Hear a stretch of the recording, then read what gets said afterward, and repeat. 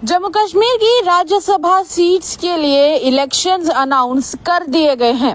नमस्कार, आप लोगों का स्वागत है द अर्थ न्यूज में। मैं हूं साक्षी साहनी। बड़ी खबर है जम्मू कश्मीर के उन सब लोगों के लिए जो चाहते थे कि उन्हें राज्यसभा के मेंबर्स मिले। जी हां, आज के दिन एक नोटिफिकेशन इशू किया जाता है इलेक्शन कमीशन ऑफ इंडिया की तरफ से और उसकी कॉपी हमारे पास ये पहुंच चुकी है। ये आप देख सकते हैं, इलेक्शन कमीशन ऑफ इंडिया का यहाँ पर पूरा डेटा दिया गया है और जिसमें इलेक्शन कमीशन ऑफ इंडिया का साफ तौर पर यह कहना है कि काफी समय हो चुका है जम्मू कश्मीर को, उसके राज्यसभा के जो पुराने मेंबर्स थे उनकी रिटायरमेंट को काफी समय हो चुका है, जिसमें मीर मोहम्मद फयाज का नाम है, शमशेर सिंह जी का नाम है, गुलाम नबी आजाद साहब का नाम है और नाजिर अहमद लावे का नाम है। उनका कहना है कि इनकी रिटायरमेंट डेट्स के हिसाब से 2021 में ये सब रिटायर हो चुके हैं और अब लगभग 4 साल हो चुके हैं और समय आ चुका है कि जम्मू कश्मीर के लिए राज्यसभा की सीटों पर चुनाव किए जाएं। इसी को देखते हुए एक प्रॉपर तरीके से ये प्रेस नोट निकाला गया है और आज की इसके ऊपर तारीख दी गई है। अगर इस नोटिफिकेशन की बात करें, इस नोटिफिकेशन के जरिए साफ तौर पे ये बताया गया है कि 13 तारीख वो तारीख होने वाली है जिस दिन नॉमिनेशंस भरे जाने वाले हैं। जी हाँ, 13 तारीख को नॉमिनेशन फाइल होने वाले हैं। उसके बाद फिर जो नॉमिनेशंस की स्क्रूटनी है वो चेक जो उसका सारा प्रोसेस है वो 14 अक्टूबर को होने वाला है। जो वोटिंग है वो 24 अक्टूबर को होने वाली है और उसका समय भी दिया गया है सुबह 9 बजे से लेके शाम के 4 बजे के बीच, जिसमें नोटिफिकेशन जो है वो चलती रहेगी और इसी के साथ जो वोट काउंटिंग का समय है वो 5 बजे रखा गया है। इसमें 4 राज्यसभा की सीट्स जो थी वो पहले रखी गई, जिसके ऊपर पहले जो मेंबर्स बैठे हुए थे उसमें गुलाम नबी आजाद थे, शमशेर सिंह थे, मीर मोहम्मद फयाज थे और नाजिर अहमद लावे थे। अब इनकी सीट्स के ऊपर कौन कौन आने वाला है ये बड़ा सवाल रहने वाला है। जैसे कि हमने आपको पहले बताया, ये फरवरी 2021 से अब 4 साल हो चुके हैं और अब इन सब को अपनी पोस्ट छोड़े हुए भी 4 साल हो चुके हैं। ऐसे में जम्मू कश्मीर के लिए ये राज्यसभा की 4 सीट्स काफी समय से वेकेंट पड़ी हुई थी और खाली पड़ी हुई थी। अब बारी है बड़े सवाल की, यानी $1 मिलियन क्वेश्चन, कि अब यहाँ पर इन सीट्स के ऊपर कौन है जो बैठने वाला है। नामों की अगर बात करें तो पहले जो नामों की अटकलें लगाई जा रही थी वो लगाई जा रही थी कविंदर गुप्ता की और डॉक्टर निर्मल सिंह की।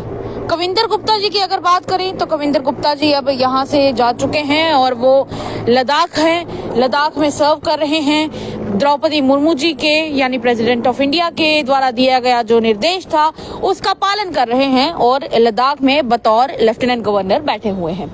और भी कुछ नाम हैं जिनकी अटकलें लगाई जा रही हैं, जिसमें पूर्व सीएम फारूक अब्दुल्ला का नाम भी लगाया जा रहा है और भी कुछ नाम हैं जो धीरे धीरे अब सामने आने शुरू हो चुके हैं। पर बड़ी बात यह है कि अगर कांग्रेस की बात करें तो कांग्रेस की तरफ से इन सीट्स के ऊपर कौन बैठने वाला है, ये बड़ा सवाल इसमें रहेगा। ऐसा क्यों है ये भी बड़ी बात है, क्योंकि देखिए सिंपल सी बात है कि अगर पिछली सीट्स की बात की जाए, मतलब यानी कि जो अभी ये विधानसभा के चुनाव हुए थे, विधानसभा चुनाव में जीती हुई सीट्स के हिसाब से कहीं ना कहीं जब कैलकुलेशन की जाए तो भारतीय जनता पार्टी कांग्रेस से गिनती में काफी आगे है। और कांग्रेस की अगर प्रेस नोट्स पे जाया जाए, कांग्रेस के बयानातों पे जाया जाए तो कांग्रेस ने ये कहा है कि जब तक हमें पूर्ण राज्य का दर्जा नहीं मिल जाता है तब तक हम लोग सरकार का हिस्सा प्रॉपरली नहीं बनेंगे और कहीं ना कहीं ये हमारा एक बॉयकॉट सिस्टम रहने वाला। हालांकि हम सपोर्ट जरूर करेंगे पर हम इस बात से अपनी जो नाराजगी है वो जताएंगे अपने इस रवैये के जरिए। तो ये एक बड़ा सवाल रहेगा कि क्या कांग्रेस की तरफ से कोई इस खेल में कूदने वाला है या नहीं कूदने वाला है। 4 सीटों का सवाल है। अब ऐसे में कुछ नाम तो हमने आपके साथ बता दिए हैं, शेयर कर दिए हैं, पर और भी कुछ नाम जिनके बारे में आपको लगता है कि इसमें होने चाहिए, आपको क्या लगता है कौन होने चाहिए? अगर आप भारतीय जनता पार्टी की तरफ से इंटरेस्टेड हैं और आपको लगता है कि भारतीय जनता पार्टी का कोई ना कोई यहाँ पर जरूर होना चाहिए, तो कौन होना चाहिए? अगर आप एनसी के साथ हैं तो वो भी बताइए कि एनसी की तरफ से कौन होना चाहिए। कांग्रेस की तरफ से अगर आपको लगता है कि हो सकता है कि कांग्रेस बाद में अपने उस फैसले को बदल ले और ज्वाइन करें, इसमें इन इलेक्शंस के मैदान में उतरे, तो आपको क्या लगता है कि कांग्रेस की तरफ से कौन इस चुनाव को जीतकर राज्यसभा की सीट हासिल कर सकता है? जरूर हमारे साथ शेयर कीजिएगा। बाकी रही बात इन चुनावों की, तो साफ तौर पर इलेक्शन कमीशन ऑफ इंडिया ने ये कह दिया है कि 24 तारीख को ये प्रॉपर तरीके से इलेक्शंस कंडक्ट किए जाएंगे। और एक बार फिर से आपको ऑर्डर की कॉपी हम लोग दिखा देते हैं।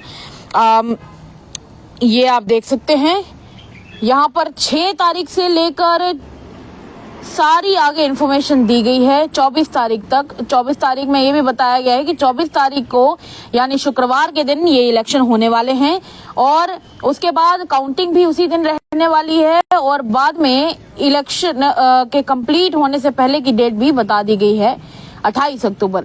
अब बड़ा सवाल ये है कि आखिर जहां पर कांग्रेस की बात करें, कांग्रेस की नाराजगी क्या अब साइड पर रहेगी और साइड पर उस नाराजगी को छोड़कर कांग्रेस इस चुनावी जंग में उतरेगी या नहीं उतरेगी?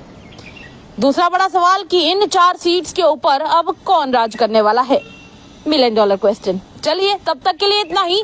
आप अपने फेवरेट कैंडिडेट का नाम जरूर मेंशन कीजिएगा। तब तक के लिए इतना ही। मुझे और मेरे सहयोगी लक्ष्य नगोत्रा को इजाजत दीजिएगा। नमस्कार।